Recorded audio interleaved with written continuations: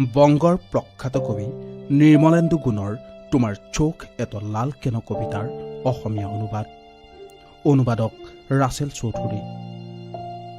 কবিতা পাঠ ৰাজ শইকীয়া। তোমাৰ চকু ইমান ৰঙা কিয়?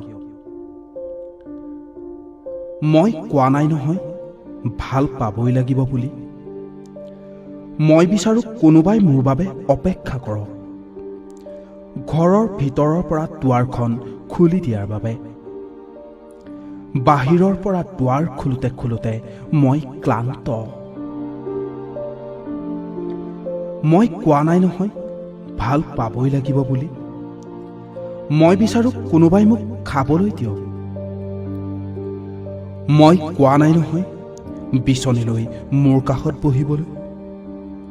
মই জানো ইলেক্ট্ৰিক যুগে নাৰীক মুক্তি দিছে স্বামী সেৱাৰ দায়িত্বৰ পৰা। মই বিচাৰো কোনোবাই মোক সোধক, মোক পানী লাগিবনে নাই, নিমখ লাগিবনে নাই, ঢেকীয়াৰ শাকৰ লগত তেলত ভজা জলকীয়া এটি লাগিবনে নাই। এই গেঞ্জি, ৰুমাল আৰু বাচনবোৰ মই নিজেই ধুব পাৰো। মই কোৱা নাই নহয় ভাল পাবই লাগিব বুলি। মই বিচাৰো ভিতৰৰ পৰা কোনোবাই মোৰ ঘৰৰ দুৱাৰখন খুলি দিয়ক, মোক খাবলৈ দিয়ক, কামনা বাসনাৰ সংগী নহওক। মই বিচাৰো অন্ততঃ কোনোবাই মোক সোধক, তোমাৰ চকু ইমান ৰঙা কিয়?